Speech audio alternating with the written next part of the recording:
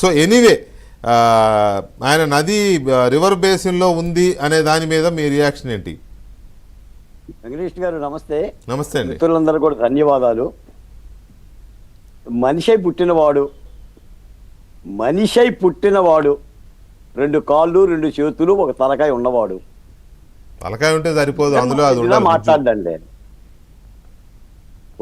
వెంకటకృష్ణ గారు, జగన్మోహన్ రెడ్డి గారి మాటలు వింటుంటే కడుపు దహించుకుపోతుందండి. అంటే అంత పగ, అంత క్రోధం అమరావతి అంటే. అసలు ఎంత దుర్మార్గంగా మాట్లాడుతున్నారంటే, సాధారణంగా ఏంటంటే ఎరుక తోరి తెచ్చి ఏడాది ఉతికిన నలుపు నిలిపే కానీ తెలుపు రాదు అంటారు. కానీ 1 ఏడాది ఎరుకు తోరి తెస్తే మనం ఉతికితే కనీసం నలుపు తెలుపు అవుతుందండి. కానీ జగన్మోహన్ రెడ్డి గారికి ప్రజాక్షేత్రంలో ప్రజలు ఈడ్చిదన్నినా లాగిదన్నినా 11కు కుదేలు చేసిన నీ 3 రాజధానులు ఎనకబెట్టుకోరా బాబు అని చెప్పిన సిగ్గు రావట్లేదండి.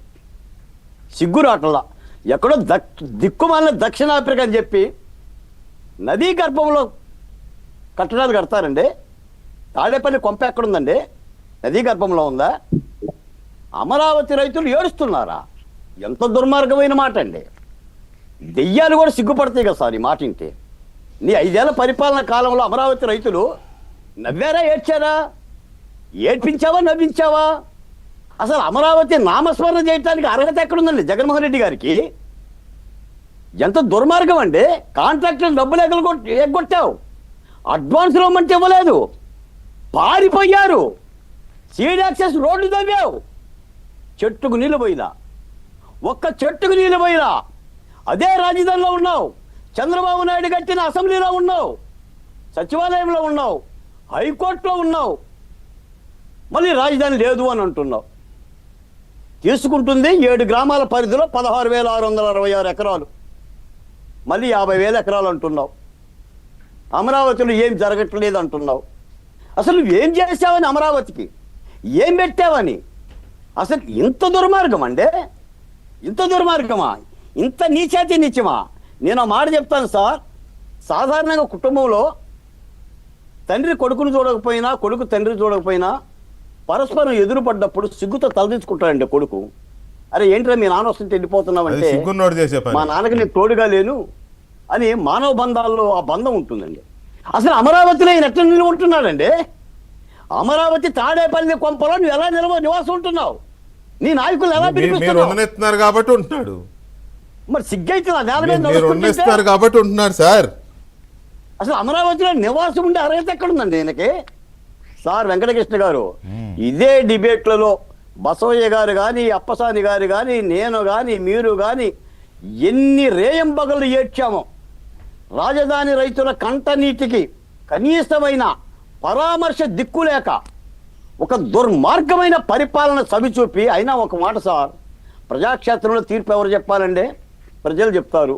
నువ్వు 3 రాజధానులతో అని చెప్పేసరి లగెత్తికి వెళ్ళావు, సిద్ధం అన్నావు, లుంగీలు పైకెత్తనన్నావు, చొక్కాలు పైకెత్తనన్నావు. ప్రజలు ఏం చేశారు? అయ్యా 3 వద్దు అయ్యా, ఈ రాష్ట్రానికి ఒక రాజధాని ఉంటే చాలు, అది అమరావతి ఉంటే చాలు అని తీర్పు చెప్పారు. ఇంతకంటే ఎవరు చెప్తారండి? న్యాయస్థానాలు చెప్పినాయి, అమరావతి ఉద్యమాలు చెప్పినాయి, 3 ప్రాంతాల ప్రజలు చెప్పినాయి. ఇంక ఎవరు చెప్పాలండి జగన్మోహన్ రెడ్డి గారికి? వాళ్ళ నాన్న రాజశేఖర రెడ్డి గారికి దిగొచ్చి చెప్పాలా? లేదా ఈయన గురువు శుక్రాచార్యుడు కేసీఆర్ చెప్పాలా? ఏంటి సార్ ఈ విభజన రేఖలో? కేసీఆర్ కూడా కాదండి, కేసీఆర్ కూడా చాలా అద్భుతమైన రాజధాని ఈశాన్యముల నది ప్రవాహం ఉంది అని చెప్పేసి అన్నాడు. కానీ ఆయన కూడా నది గర్భంలో ఉందని చెప్పలే. తర్వాత ఏదో అన్నాడులే కోపంతో డేటా సెట్ అని. కానీ నదీ ప్రవాహం ఈశాన్యం మీలుగా వెళ్తుంది, అద్భుతమైన రాజధాని అవుతుంది. నేను కూడా ఒక 500 కోట్లు ఇద్దాం అనుకున్నా, కానీ ప్రైమ్ మినిస్టర్ ఏంది తేలేదు, నేను ఇస్తే బాగోదు ఫీల్ అవుతాడని ఇవ్వలేదని చెప్పాడు. సరే ఎనీవే, ఒక్క నిమిషం బాలకోటి గారు, ఒక్క మాట చాలా ఉందిగా ఇంకా అప్పుడేనా? ఇది కాదు, ఇది కర్నూలులో కట్టిన గుడారాల రాజధాని కాదు. ఇది అమరావతి రాష్ట్ర రాజధానికి అక్షయ పాత్ర. అమరావతి రాజధాని ఎప్పుడో పూర్తయింది. ఇప్పుడు అమరావతిలో అభివృద్ధి కోణం జరుగుతుంది, అభివృద్ధి పనులు జరుగుతుంది. రైట్.